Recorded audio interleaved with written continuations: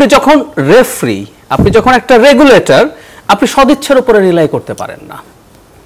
আপনি রিলাই করবেন আপনার সেই অ্যাপারেটাস আছে কিনা, ধরেই নিতে হবে যে এটা হবে এবং আমার সেটা প্রস্তুত কিনা সেভাবে দেখতে হবে। নাম্বার 2, উত্তরাধিকার নিয়ে আমি আমার একটা ফ্রাস্ট্রেশনের কথা বলি। বাংলাদেশের রাজনীতি যখন অবজার্ভ করি, ছোটবেলা আমরা ফান করতাম বাংলাদেশে প্রাইম মিনিস্টার হওয়া যাবে না কেউ চিন্তা করলে, মানে প্রাইম মিনিস্টার দুটো পরিবার থেকে হবে। কিন্তু বাংলাদেশে কি এখন মিনিস্টার হওয়ার গ্যারান্টি আছে আপনি যদি রাজনীতি করেন? এমপি হওয়ার গ্যারান্টি আছে, উপজেলা চেয়ারম্যান হওয়ার গ্যারান্টি আছে। এই দুটো দলে একটা ভয়ঙ্কর লক্ষণ দেখা যাচ্ছে, এটা ভয়ঙ্কর লক্ষণ বলছি। পরিবারতন্ত্র ওই জায়গাগুলোতে ঢুকে গেছে। এমপির স্ত্রী, এমপির সন্তান, উপজেলা চেয়ারম্যানের স্ত্রী, তার সন্তান পরবর্তীতে ক্রমাগত আসছে দুই পার্টিতেই। আপনি লিস্ট করুন, আপনি দেখবেন বিরাট লিস্ট হয়ে যায়। ফলে যে মানুষটা দীর্ঘদিন কোনো একটা পার্টির রাজনীতি করেন, তিনি তার যে লক্ষ্য, এটা স্বাভাবিক, যিনি রাজনীতি করেন তিনি এমপি হতে চাইবেন, মন্ত্রী হতে চাইবেন, সেই সুযোগগুলো আমি দেখছি আস্তে আস্তে ভীষণভাবে কমে যাচ্ছে। সো পরিবারতন্ত্র টপ পর্যন্ত আছে। আমরা এটা টু সাম এক্সটেন্ট আমরা, ঠিক আছে আমি প্রধানমন্ত্রী হলাম না, একজন যিনি রাজনীতি করেন, কিন্তু উনি দেখছেন এখন মন্ত্রী বা এমপি হওয়াও টাফ হয়ে যাচ্ছে। এটা এই ব্যাপারটা খেয়াল করা দরকার। জি, আপনি ওদের মধ্যে পরিবার দেখছেন, অন্তর্বর্তীকালীন সরকারের মধ্যে কি স্বজনপ্রীতি এবং বলয় দেখছেন না? সেটা থাকতে পারে। আমি আসলে খুব আমি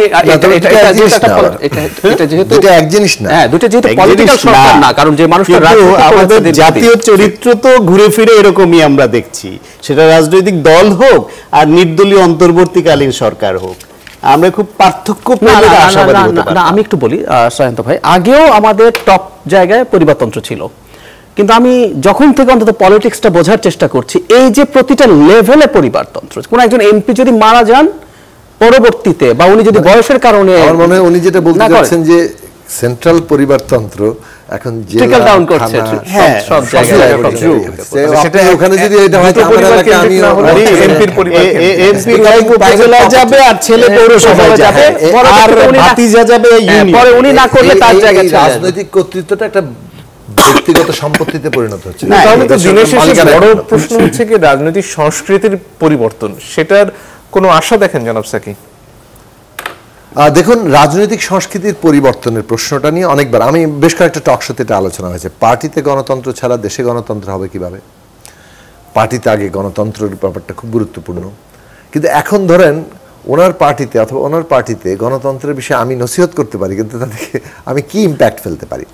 আমি যেটা দাবি করতে পারি যে রাষ্ট্র এবং রাজনৈতিক ব্যবস্থার মধ্যে এমন আয়োজন থাকবে যা পার্টির ভেতরে গণতন্ত্রের একটা চাপ সৃষ্টি করবে। উদাহরণ দিই, 70 অনুচ্ছেদ যদি বাতিল করা হয় তাহলে এই পার্টি গণতন্ত্র ছাড়া চলতেই পারবে না। আচ্ছা, আমাদের এখানে হর্স ট্রেডিং হবে ইত্যাদি বলা হচ্ছে, তাহলে তো ইংল্যান্ড, আমেরিকা, ইউরোপ হর্স ট্রেডিংয়ের ভয়ে যদি 70 অনুচ্ছেদ দ্বারা কিন্তু আজকে ওদের প্রাতিষ্ঠানিক জায়গায় দাঁড়াতো না। তবুও আমরা কিন্তু একটা কম্প্রোমাইজ জায়গায় এসেছি যে ঠিক আছে, হর্স ট্রেডিংয়ের এতই যদি হয় তাহলে সরকার গঠন আর বাজেট পাস এই দুটো বাদ দিয়ে আপনি 70 অনুচ্ছেদ বাদ দেন। তাহলেও যে প্রেশারটা তৈরি হবে যে পার্টি কোনো একটা বিল পাস করতে হলে তার সংসদীয় মানে যে টিম তার সংসদ সদস্যদের সাথে না বসে তাদের কনভিন্স না করে কিন্তু এটা পারবে না। এইটা যেমন একটা বিষয়। প্রাইমারি, এটা আমার মনে পলিটিক্যাল পার্টির একটা ইয়াতে যাওয়া দরকার যে প্রাইমারি যদি হয় যে নির্বাচন মানে বড় দল মানে সব দলেই আপনি যখন প্রার্থী বাছাই করবেন প্রাইমারি হতে হবে, সেইখানে আপনি এই যে টাকা দিলেই নমিনেশন পাওয়া যায় এই লাইন কিন্তু বন্ধ হয়ে যাবে। ফলে আমি মনে করি যে অনেকগুলো পরিবর্তন সম্ভব যেটা এমন একটা চাপ সৃষ্টি করবে রাজনৈতিক পরিস্থিতির মধ্যে যে অভ্যন্তরীণ গণতন্ত্রের চর্চার দিকে রাজনৈতিক দলগুলো ডক্টর জাহিদ তখন কথা শেষ করতে পারেন। না, আমি সাকিব ভাইয়ের এই ব্যাপারে খুব ইন্টারেস্টিং একটা ডিবেট, সময় থাকলে আজকে করা যেত। Primary may be even harmful, এই আলোচনা এখন পৃথিবীতে হচ্ছে। হাউ ডেমোক্রেসিস ডাই বইটাতে খুব গুরুত্বপূর্ণ আর্গুমেন্ট যে ট্রাম্পের মতো লোকরা কেন এগিয়ে আসছে। আগে হতো কি তারা বসে ঠিক করতো, ফলে ট্রাম্পের মতো এই এক্সট্রিমিস্টদেরকে বাদ দেওয়া যেত, প্রাইমারি তাদেরকে সামনে নিয়ে আসছে। এবং এটুকু বলে শেষ করি, দুটো দল, আমরা দুজন একটা পাওয়ারফুল দলের মধ্যে প্রাইমারি করছি, এখনো টপ চাইলে আমার টাকা নাই, সায়ন্ত ভাইয়ের অনেক টাকা আছে, আমাকে নমিনেশন দিয়ে দিতে পারে, কিন্তু প্রাইমারি যখন হবে দলের মধ্যে ভোটের ক্ষেত্রে সেখানেও কিন্তু খুবই সম্ভাবনা আছে টপে না দিয়ে নির্বাচনে যারা ডেলিগেটরা ভোট দেবে তাদের ভোট কিনে আপনি আবার হয়ে যেতে পারেন। আমি বলছি না এটা ইউনিভার্সালি খারাপ বা ভালো, কিন্তু এটা দুটো দিকই আছে। আমি জাস্ট এটা বলতে চাই যে ডেমোক্রেসি কোনো ফুল প্রুফ ব্যবস্থা না। মানে এখন ধরেন কোন একটা লিমিটেশন, ধরেন হিটলার বেরিয়ে আসছে ইলেকশনের মধ্যে দিয়ে, সো আমাদের electoral politics is a problematic, এই প্রশ্ন কিন্তু তোলা যায়, আমি এই প্রশ্নের ভ্যালিডিটি তুলতেছি, কিন্তু আমার মনে হয় যে অধিকতর ডেমোক্রেটাইজেশনই সেটার রক্ষার পথ, আর কোনো রাস্তা নেই। আমি সবসময় খুব আশাবাদী। 16 বছর ধরে ফ্যাসিবাদের বিরুদ্ধে অনবরত যখন বলে গেছি, লিখে গেছি, লড়াই করে গেছি, আশা নিয়েই করেছি যে এই ফ্যাসিবাদের পতন হবে, কেউ না কেউ করেছে। তো ঠিক এখনো এই বিধি ব্যবস্থায় আমাদের আকাঙ্ক্ষা অনেক বড়, অনেক বেশি, কিন্তু সবই একবারে হয়ে যাবে এমন নয়। যে বিএনপি নিয়ে আগের আলোচনায় বলছিলাম যে বিএনপির মধ্যে বেশ কিছু পজিটিভ চেঞ্জ তো আমরা দেখতে পাচ্ছি, আগের তুলনায় তো বেটার বিএনপি পাচ্ছি আমরা।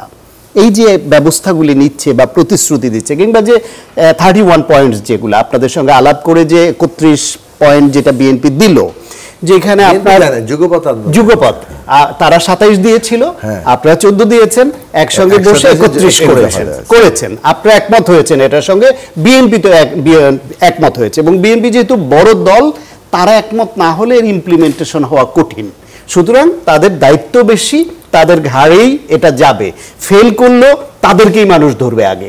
সুতরাং এই যে প্রতিশ্রুতিগুলি লিখিতভাবে দিল, দিয়ে মানুষের মধ্যে একটা আকাঙ্ক্ষা তৈরি করলো, মানুষ যদি তাদের ভোট দেয় এবং আসার পরে সব না মানতে পারলেও গুরুত্বপূর্ণ যেগুলো খুব জরুরি গুরুত্বপূর্ণ মানা অবশ্যই দরকার, সেগুলোও যদি না মানে, মানুষ আবার তাদের ছুঁড়ে ফেলতে পারবে, প্রেশার ক্রিয়েট করতে পারবে।